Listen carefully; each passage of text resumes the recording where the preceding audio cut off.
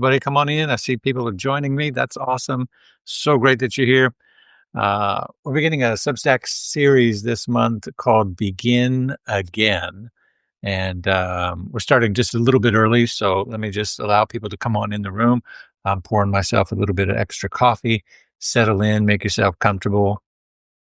You hear that? That's the sound of happiness right there. A little bit of morning coffee after my morning walk. I have a friend who's a pastor. I won't name who it is, but I was staying at his house and woke up and he said, "Can I make you some coffee?" And he said, "A fair warning, I don't know how to make it well."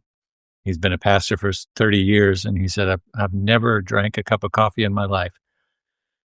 I looked at him. I said, I'm not sure if we can continue to be friends."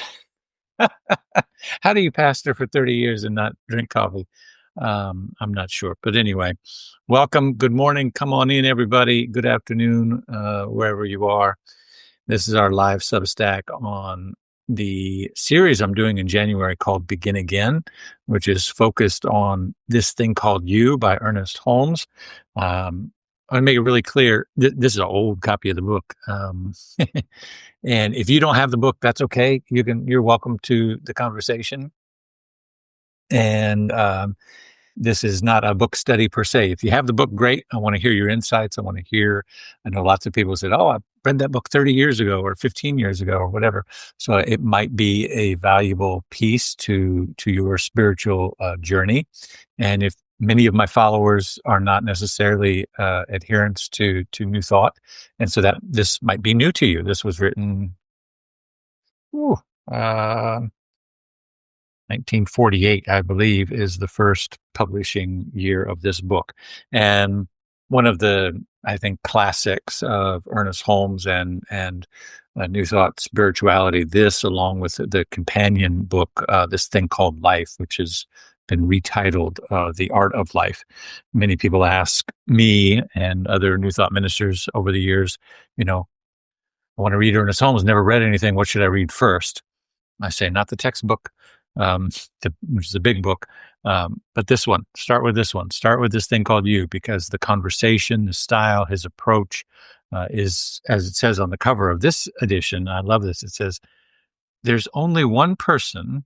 You are the only person you can ever know intimately. You are the only person you can ever know intimately. You are the one with whom you must live eternally. This book is about you. It's for you and to you." Right. So I love that invitation that he gives. It's for you. It's to you. This is about you. And that's such a great way to ground ourselves in the new year and to begin this conversation. All right. I think that's all I want to do in this moment around introductions. We have a number of people. Good morning, everyone. Good morning, Sarah and Melina and Carrie and Sherry and Barbara and Sherry again. And I don't know if that's two different people. Tara, Tim, Maureen, Amy, Christy, Neil, Gary. Wonderful. Thank you so much. Thanks for being here. Be sure to say hi in the comments, and there might be people on Facebook or YouTube watching as well. And I'm not sophisticated enough to have a bunch of screens and watch all of that activity, but thank you for being here. I want to begin with this idea I did in the first post I did about this book for the new year, which is about, instead of beginning the year with focus on, resolutions and goals and what do I have to do to improve myself and, all of those narratives. Let's just begin. Let's put all that aside and begin with observation. Begin with just pure awareness.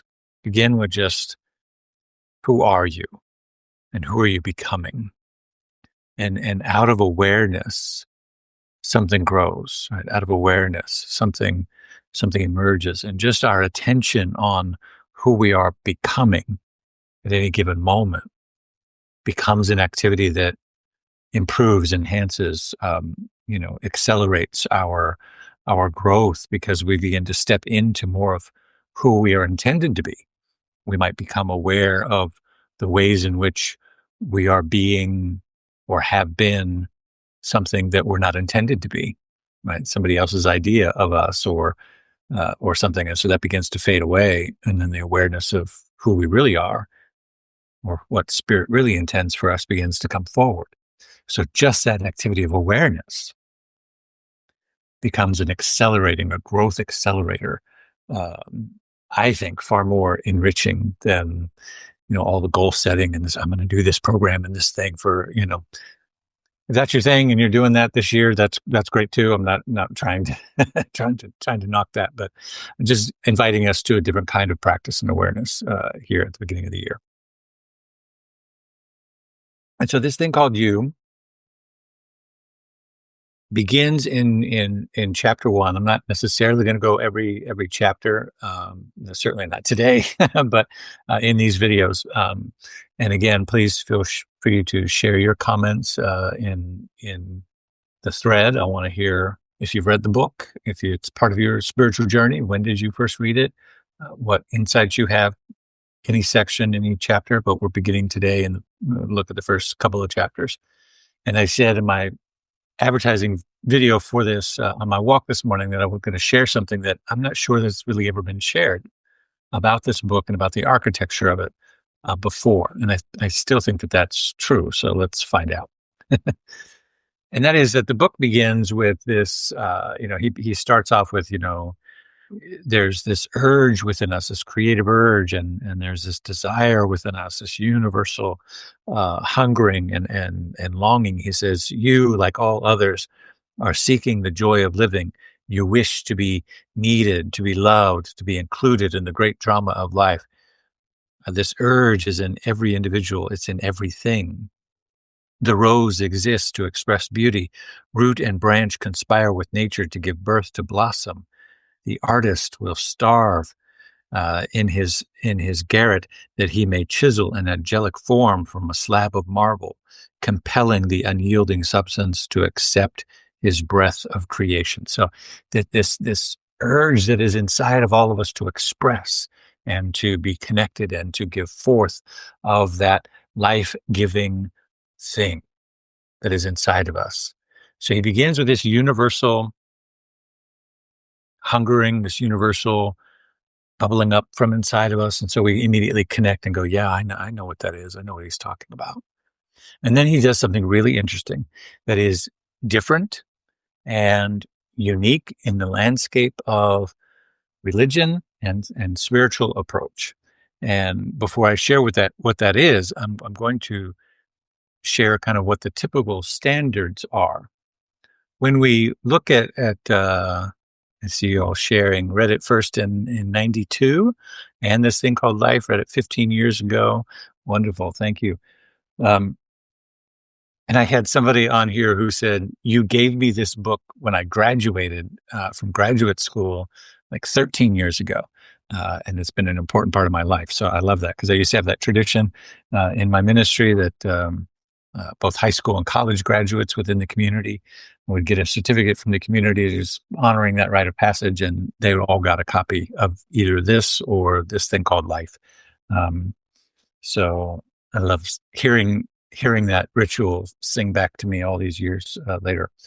So traditional approaches to our spiritual formation, right? If we're to be kind of academic about it, right? Our spiritual formation happen in one of two ways.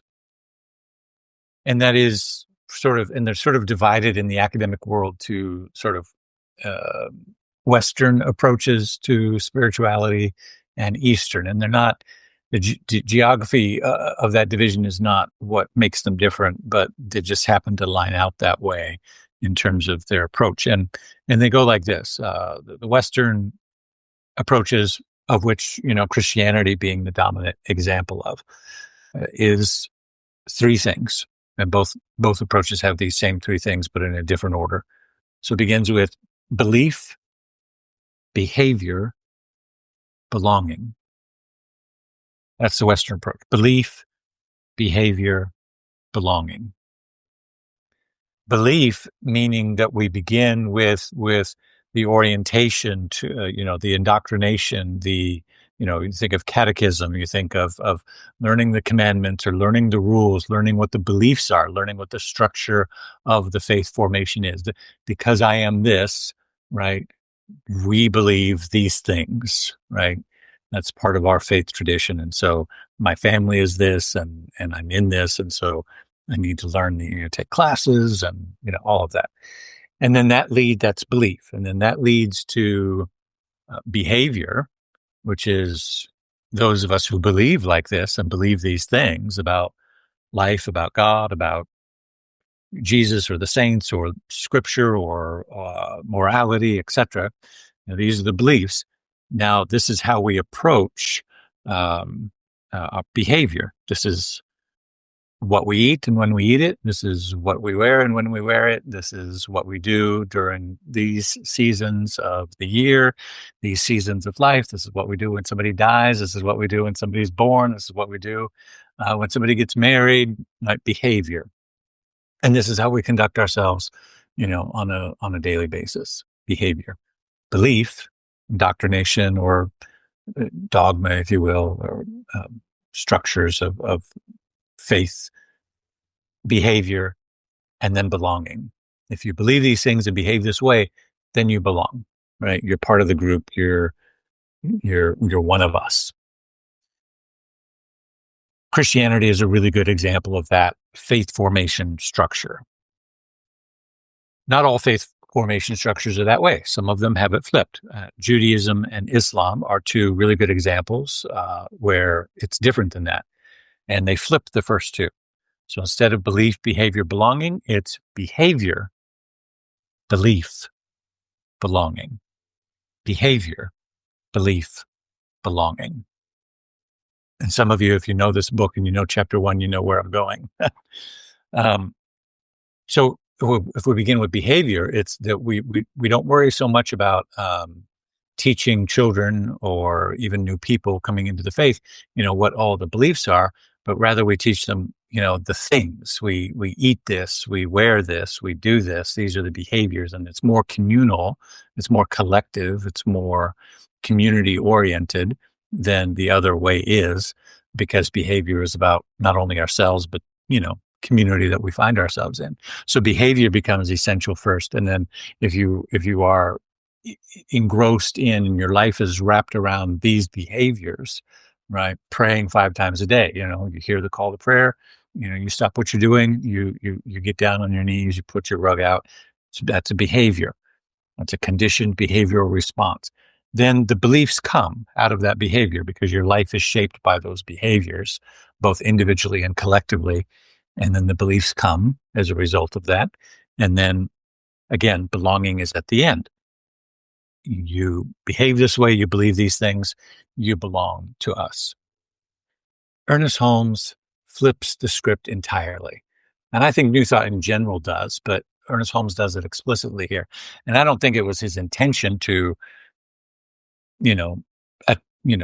attack that particular approach in academics, because it's not an academic approach, but intuitively from his soul, in terms of what he wanted to express to people about spiritual connection, he flipped the script.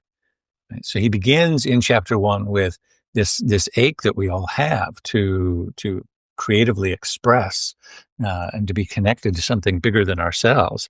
And then he says, on page 3, you belong. You belong to the universe in which you live. You are one with the creative genius back of this vast array of ceaseless motion, this original flow of life. You are as much a part of it as the sun and the earth and the air. There is something in you telling you this, like a voice echoing from some mountaintop of inner vision, like a light whose origin no man has seen, like an impulse welling up from an invisible source. Your soul belongs to the universe. Your mind is an outlet through which the creative intelligence of the universe seeks fulfillment. This is the starting point for the investigation and the meaning of those impulses. This changes the game. I used to have a bell on my desk when I was doing virtual church. I'd ring the bell, ding, ding, ding, ding, ding. And I used to started using it in church because it was, uh, white Protestant folks that didn't know how to shout back like they do in the South. So I had to encourage them with the bell. If I had my bell right now, I'd be ringing it, ding, ding, ding. Right? I want you to get this mind-blowing insight. We begin with you belong. Belonging is not the end result of your behavior or your beliefs. It's the beginning. It's the starting point. You don't have to earn belonging. You don't have to acquire belonging. You don't have to get it from somebody else. You belong because you are. Not because you believe a certain way, not because you behave a certain way, not because you were born into something, but because you are, because you exist, because you have breath. So much of our world, if you think about this for a minute, so much of our world is oriented to belonging as a quest, belonging as a hunger. You and I have probably felt that. We wonder sometimes, I felt it. Do I belong? Do I belong here? Do I belong in this group? Do I belong to these folks? I've felt it about even my own faith formation. I was born in this tradition. Centers for Spiritual Living, New Thought, religious science, right? This is my thing. And sometimes I have felt, are these my people? Do I belong here? Right? I'm talking a lot about justice and things, and people are looking at me weird, and sometimes I think I'm the only one. Do I belong here? Right? So you probably felt that too in your workplace, in your career, in your unfolding of life. That and the world is sort of oriented in a way that it makes us think that belonging is this universal hunger, that we're all trying to find our place of belonging. And that may be true in terms of how the world is structured and around us and our navigation of it. But this spiritual orientation that is being presented in this book flips the script on that in such a dramatic and wonderful way. Belonging is not the universal hunger. Belonging is the starting point. The universal hunger, right? He started with it in the beginning. Universal hunger is the desire to express yourself.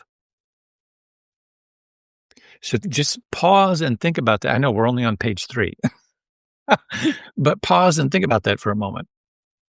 All of the world's energy that is wasted on belonging as a quest.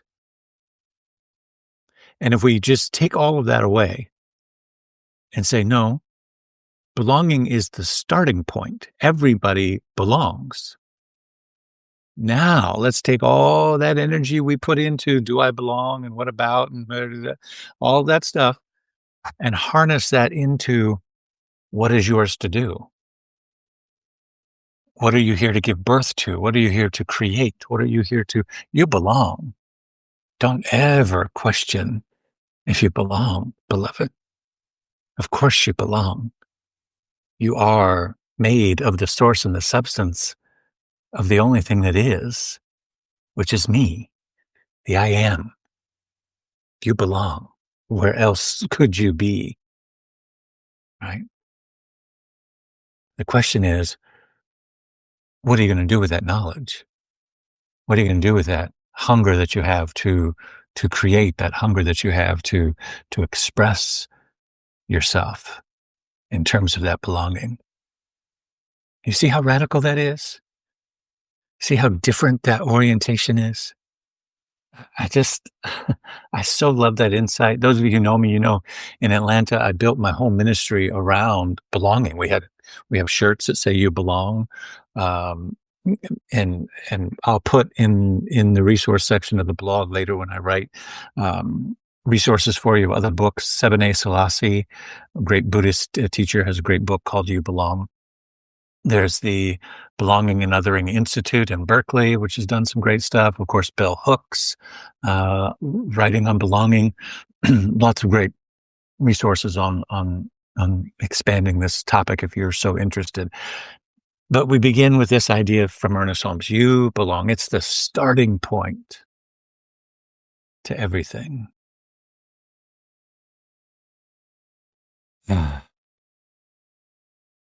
Now, if we go back to our architecture for a second, so we have belief, belief, behavior, belonging, and we flip it.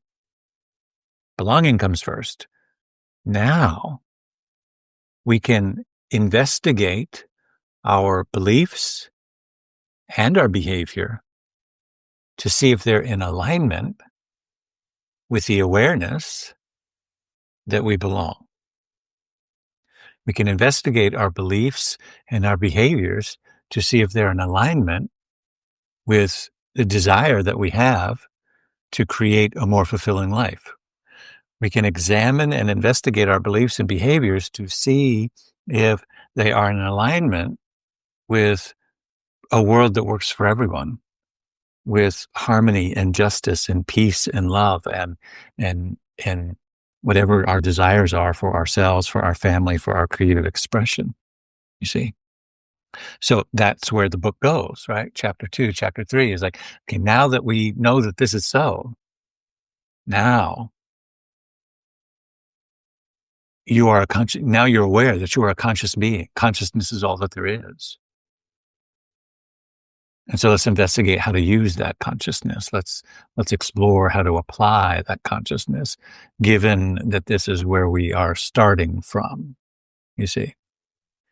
And so that launches us into everything. That launches us into the power of affirmations. That launches us into the power of affirmative prayer. That launches us into being mindful of every word that comes from our mouths and in our mind. And are those things, again, not are they right or wrong, not even are they positive. Don't think negative thoughts.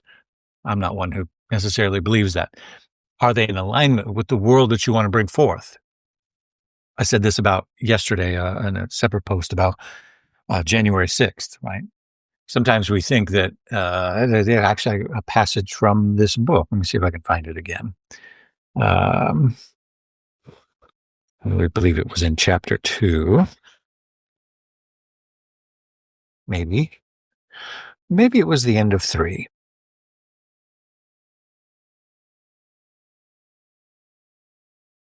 Well, it's in here somewhere, and I don't have it tagged for this conversation because it just popped into my head. But the blog that I wrote about it was, it's like Ernest Holmes said, essentially, you arrive at heaven when the consciousness of heaven, when everything that is proceeding from your mouth is that which you would want to have returned to you. I'm paraphrasing it. If somebody can find it, if you got the book. But it's in the blog I wrote yesterday about January 6th. And sometimes we interpret that to mean that we have to become so mindful of our thoughts and our words that we only think positively because we don't want to attract negativity to us. And that's true generally. Nobody wants to attract, doubt or fear or lack or limitation. We want to attract beauty and harmony and prosperity and love and generosity. Nobody would argue that. But that doesn't mean that we can't look at the world and look at events in the world, like the anniversary we had yesterday of January 6th, and the riot and attack on the Capitol, and ultimately the attack on our democracy, and not call it out, right? Not say that that's unjust. That is immoral behavior. That is behavior that does not work for a world that works for everyone, right? Sometimes in New Thought, we want to say, we can only speak positive things. Don't talk about all that negativity. Don't talk about all that injustice in the world because we don't, la, la, la, la, la. I just think positive thoughts. No. let everything, Ernest Holmes says, let everything that comes from your mouth be that which you want to have returned to you. Do you want accountability to return to you? Do you want justice to return to you? Do you want harmony to return to you? I do. And so I want to speak those things into the world. I want to speak truth. I want to speak um, injustice where there's an injustice, call it out, because accountability requires that. And I want to see that return in the world. I'm hearing some people say the transmission is spotty. Okay. I do apologize for that. I am on Wi-Fi, and next time I will plug it directly into my Ethernet cable. It's upstairs with the printer, so I can't grab it very quickly right now. But thank you for letting me know. It looks fine on my end, but I'm not looking at a monitor to see how it's showing up on the other end. So thank you for letting me know. I will be mindful of that in the future. All right, let me see what else I want to share. We're running about 30 minutes here, so that's probably the length of your attention span or our collective attention span. So hopefully what I've shared so far is inspiring to you. Ultimately, what Holmes is saying in the beginning of this book is that our consciousness matters, our connection, our relationship to that consciousness matters. And that relationship has to get started on the right foot. And that right foot isn't about earning belonging. And is it about earning a place at the table? It's not about, earning acceptability. It's about saying, no, you belong now, given that you know that in your heart of hearts. Because he doesn't just say, well, take my word for it. He says something inside of you knows this, right? Now, if I were to put on a critique lens here, I would say, well, of course, Ernest Holmes, it would be easy for him to say that because his belonging as a white male in this society was never questioned. And that would be a fair critique, right? And we ought to look at Holmes and others in that light today, right?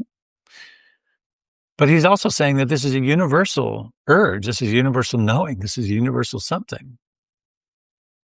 And so it makes the statement even all the more radical. If you are one who's had your sense of belonging challenged by your gender, your sexual orientation, your ethnicity, nationality, anything, right? Imagine holding the thought that all of those things that challenged any sense of your belonging are lies, that you have always belonged. You see how liberating and empowering that is to grab onto that and say, I belong. I have presence here. I belong because I exist. Right. And then you carry that forward and then you work through all of those structures, whether they're from the outside or you've been internalized by you about, do I belong because of this, that, or the other thing? Right. And so then we get into consciousness matters. Our thoughts matter. Our way of praying matters. Our connection. He gives examples of Jesus's work. And so it becomes about, becoming responsible to this thing called you.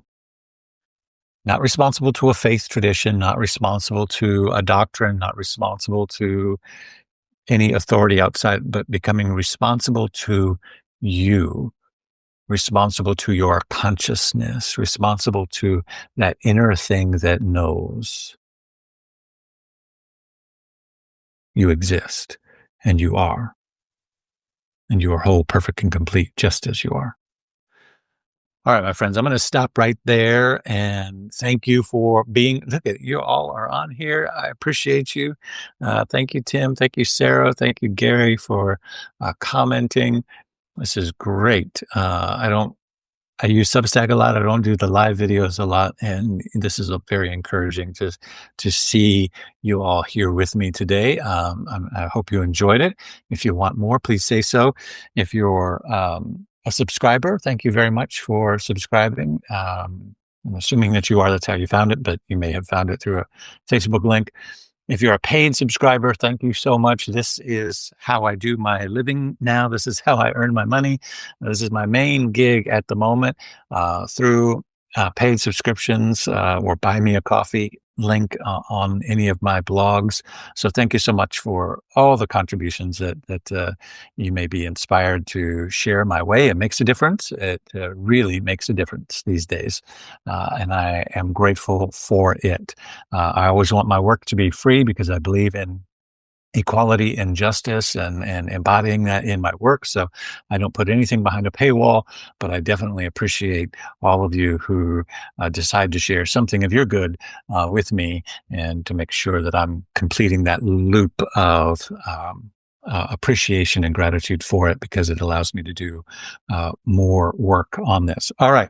I see the comments saying that yes, more of this, please. So I'll schedule another one maybe next Wednesday and go a little bit further in the book, and there'll be another blog entry um, on this as well throughout the month. So I'm doing a little bit of traveling. I got to go to Atlanta for a funeral this weekend, but I'll get back to another blog entry on the book and another live session. So thank you all so much for joining me today.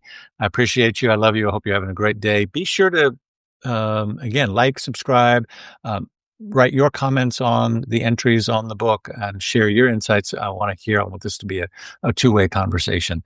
And I look forward to reading and responding to all of that. All right. Bye for now. Have a great day. Peace and blessings.